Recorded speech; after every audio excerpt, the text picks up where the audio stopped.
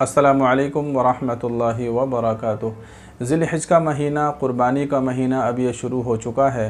जब क़ुरबानी का महीना शुरू होता है तो मुसलमानों के जहन में एक बात आती है कि क़ुरबानी किन लोगों पर वाजिब है, और ये बात जहन में आनी भी चाहिए, इसलिए कि हर एक मुसलमान की ये ज़िम्मेदारी है कि वो अपने बारे में गौर व फिक्र करे कि मेरे ऊपर क़ुरबानी वाजिब है या नहीं। तो सबसे पहले तो आप ये बात जहन में रखिए कि क़ुरबानी अल्लाह तबारक व तआला के नज़दीक बहुत ज़्यादा महबूब और पसंदीदा अमल है।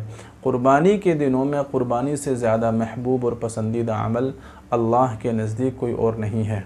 अब हम जान लेते हैं कि क़ुरबानी किन लोगों पर वाजिब होती है। तो देखिए, क़ुरबानी हर उस शख्स पर वाजिब होती है कि जो साहिब निसाब हो। अब ये साहिब निसाब क्या होता है? तो याद रखिए कि साहिब निसाब उस शख्स को कहा जाता है कि जिसके पास इतना अमाउंट मौजूद हो कि जो 52.5 तोला चांदी की कीमत को पहुंच रहा हो। अब चाहे वो अमाउंट सोने की शक्ल में हो, या आपके पास कैश की शक्ल में हो, रुपये पैसे की शक्ल में हो, या आपकी दुकान में जो तिजारत का सामान है तिजारत के सामान की शक्ल में हो, या फिर आपके पास जो ज़रूरत से ज़ायद सामान है उस ज़रूरत से ज़ायद सामान की शक्ल में आपके पास ये अमाउंट मौजूद है, तो आप पर क़ुरबानी वाजिब होगी। तो ये कुल 5 चीज़ें हुई कि जिन पर क़ुरबानी वाजिब होती है। नंबर 1, चांदी, कि अगर आपके पास 52.5 तोला चांदी मौजूद है तो आप पर क़ुरबानी वाजिब होगी। या चांदी तो नहीं है लेकिन सोना आपके पास 7.5 तोला मौजूद है तो आप पर क़ुरबानी वाजिब होगी। इसी तरीक़े से ये दोनों चीज़ें आपके पास नहीं हैं।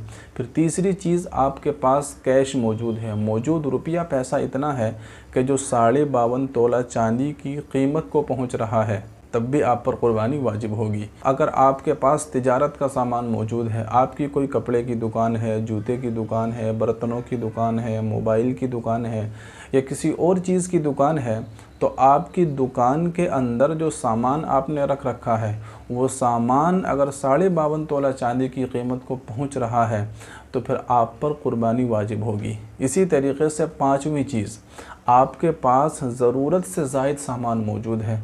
मिसाल के तौर पर आपके 3-4 घर हैं, एक घर में तो आप रहते हैं, बाकी जो 2-3 घर हैं वो यूं ही खाली पड़े रहते हैं, बस आपने यूं ही ख़रीद रखे हैं, आपके इस्तेमाल में पूरे साल में कभी भी नहीं आते, तो फिर आप पर क़ुरबानी वाजिब है। इसी तरीक़े से आपके पास बहुत सारी गाड़ियां हैं, बहुत सारे कपड़े हैं, जूते हैं, या और बहुत सारे मोबाइल आपने ख़रीद रखे हैं, और उनमें से चंद ही या 1-2 ही आप पूरे साल में इस्तेमाल करते हैं, बाकी तमाम सामान तमाम चीज़ें यूं ही पड़ी रहती हैं पूरे साल, तो फिर आप पर क़ुरबानी वाजिब होगी। इसी तरीक़े से ये 5 चीज़ें आपके पास मुकम्मल तौर पर यानी 52.5 तोला चांदी की कीमत के बराबर तो नहीं हैं, लेकिन थोड़ी थोड़ी सारी चीज़ें मौजूद हैं, तो उन सारी चीज़ों को मिलाया जाएगा, उनका हिसाब लगाया जाएगा, और अगर वो सारी चीज़ें मिलकर 52.5 तोला चांदी की कीमत को पहुँच जाती हैं तो आप पर क़ुरबानी वाजिब है।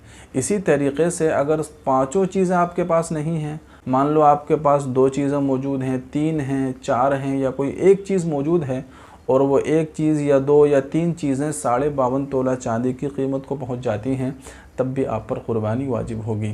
तो उम्मीद करता हूं कि ये बात आपको सही तरीक़े से समझ आ गई होगी। अब हर शख्स अपने बारे में ये फ़ैसला कर सकता है कि मेरे ऊपर क़ुरबानी वाजिब है या नहीं है।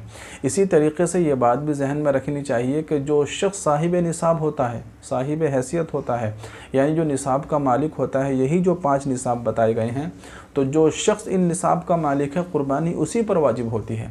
बाद लोग क्या करते हैं कि निसाब के मालिक तो ख़ुद होते हैं, क़ुरबानी तो उन पर वाजिब होती है, लेकिन वो क़ुरबानी अपने वालिद की तरफ से कर देते हैं, वालिदा की तरफ से कर देते हैं, अपने नाना नानी की तरफ से, भाई बहन की तरफ से कर देते हैं, कि जिसका इंतकाल हो चुका है, जो मरहूम है, तो क़ुरबानी आपकी अदा नहीं होगी, वो उस क़ुरबानी का सवाब उनको मिलेगा। आपके ऊपर जो क़ुरबानी वाजिब थी आप गुनाहगार कहलाएंगे, इसलिए कि क़ुरबानी तो आपके ऊपर वाजिब थी और आपने अपनी तरफ से की नहीं, आपने वालिद या वालिदा की तरफ से कर दी, तो फिर आपके ज़िम्मे गुनाह बाकी रहेगा। इसलिए अगर आपके ऊपर क़ुरबानी वाजिब है तो सबसे पहले अपनी तरफ से कीजिए। जब आप अपनी तरफ से कर लें और फिर आपके पास रुपया पैसा है, आपके पास वसाअत है, आप और कर सकते हैं, تو پھر آپ اپنے مرحوم جو بھی آپ کے ہیں ان کی طرف سے کر سکتے ہیں، ان کو ثواب مل جائے گا۔ لیکن سب سے پہلے اگر آپ کے اوپر واجب ہے تو قربانی اپنی طرف سے کرنی چاہیے۔ اسی طریقے سے اگر آپ کہیں کوئی اور دوسرے ملک میں رہتے ہیں، دوسرے اسٹیٹ میں رہتے ہیں، تو ضروری نہیں ہے کہ آپ وہیں پر قربانی کریں یا آپ اپنے ہاتھ سے جانور خریدیں، اپنے ہاتھ سے روپیہ پیسہ دیں، بلکہ اگر آپ کسی اپنے رشتہ دار کو، اپنے جاننے والے کو ایک کال کر دیں، ایک فون کر دیں اور کہہ دیں کہ بھئی میری طرف سے آپ قربانی کر دینا اور پیسے آپ ان کو ٹرانسفر کر دیں، تب بھی آپ کی قربانی ہو جائے گی، کوئی مسئلہ نہیں ہے۔ لیکن اگر اپنی قربانی اپنے ہی ہاتھ سے کی جائے تو وہ زیادہ بہتر ہوتی ہے۔ تو امید کرتا ہوں کہ یہ باتیں آپ کو سمجھ آئی ہوں گی۔